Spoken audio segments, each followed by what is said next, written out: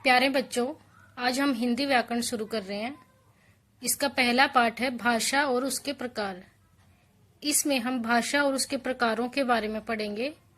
तो आइए शुरू करें। पहला प्रश्न है, भाषा किसे कहते हैं? भाषा वह साधन है जिसके द्वारा मनुष्य बोलकर, सुनकर, लिखकर व पढ़कर अपने मन के भावों या विचारों का आदान प्रदान करता है। अर्थात भाषा अपनी बात कहने और सामने वाले की बात समझने का एक साधन है, माध्यम है। तो अब बात आती है भाषा के प्रकार।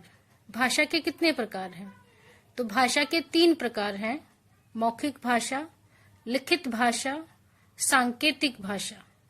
मौखिक भाषा किसे कहते हैं? जब हम बोलकर अपने मन की बात सामने वाले तक पहुंचाते हैं। अर्थात भाषा का वह रूप जिसमें एक व्यक्ति बोलकर विचार प्रकट करता है और दूसरा व्यक्ति उसे सुनकर समझता है, मौखिक भाषा कहलाती है। उदाहरण: टेलीफोन, दूरदर्शन, भाषण, वार्तालाप, नाटक, रेडियो आदि। लिखित भाषा किसे कहते हैं? भाषा का वह रूप जिसमें एक व्यक्ति अपने विचार या मन के भाव लिखकर प्रकट करता है और दूसरा व्यक्ति पढ़कर उसकी बात समझता है, लिखित भाषा कहलाती है।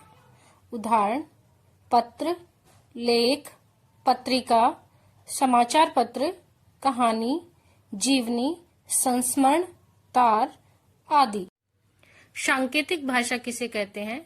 जब संकेतों यानी इशारों द्वारा बात समझाई और समझी जाती है तब वह सांकेतिक भाषा कहलाती है। जैसे चौराहे पर खड़ा यातायात नियंत्रित करता सिपाही, मूक बधिर व्यक्तियों का वार्तालाप। बोली किसे कहते हैं? एक क्षेत्र विशेष में बोली जाने वाली भाषा का विशिष्ट रूप बोली कहलाता है। अर्थात छोटे से कस्बे या सीमित क्षेत्र में बोली जाने वाली भाषा बोली कहलाती है। भाषा का क्षेत्रीय रूप बोली कहलाता है। जैसे भोजपुरी, मगही, अवधी, मराठी, तेलुगु। राष्ट्रभाषा किसे कहते हैं?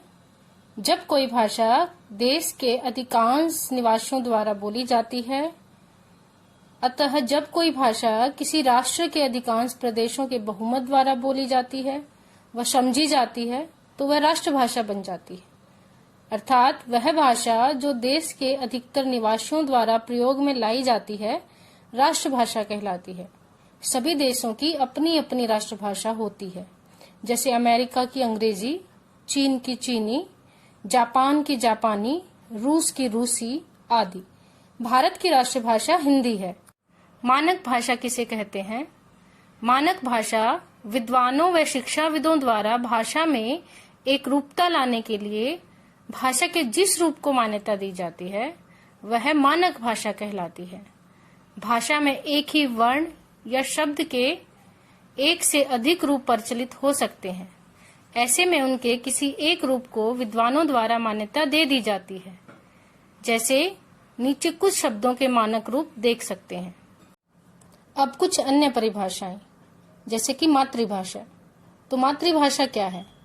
बालक जिस परिवार में जन्म लेता है उस परिवार के सदस्यों द्वारा बोली जाने वाली भाषा वह सबसे पहले सीखता है, यही मातृभाषा कहलाती है। अगली है प्रादेशिक भाषा। जब कोई भाषा एक प्रदेश में बोली जाती है तो उसे प्रादेशिक भाषा कहते हैं। अंतर्राष्ट्रीय भाषा। जब कोई भाषा विश्व के 2 या 2 से अधिक राष्ट्रों द्वारा बोली जाती है तो वह अंतर्राष्ट्रीय भाषा बन जाती है। जैसे अंग्रेजी कई अन्य देशों में भी बोली जाती है तो वह अंतर्राष्ट्रीय भाषा है। राजभाषा वह भाषा जो देश के कार्यालयों व राजकाज में प्रयोग की जाती है, राजभाषा कहलाती है। भारत की राजभाषा अंग्रेजी तथा हिंदी दोनों है, क्योंकि भारत में जो राजकाज का कार्य है वो इन दोनों भाषाओं में किया जाता है। भारतीय संविधान में शामिल भाषाएं। संविधान की 8वीं अनुसूची में निम्नलिखित 22 भाषाएं शामिल हैं: असमिया, बांग्ला, गुजराती, कन्नड़, हिंदी, कश्मीरी, कोंकणी, मलयालम, मणिपुरी, मराठी, नेपाली, ओडिया, पंजाबी, संस्कृत, सिंधी, तमिल, तेलुगु, उर्दू, बोडो, संथाली, मैथिली और डोगरी।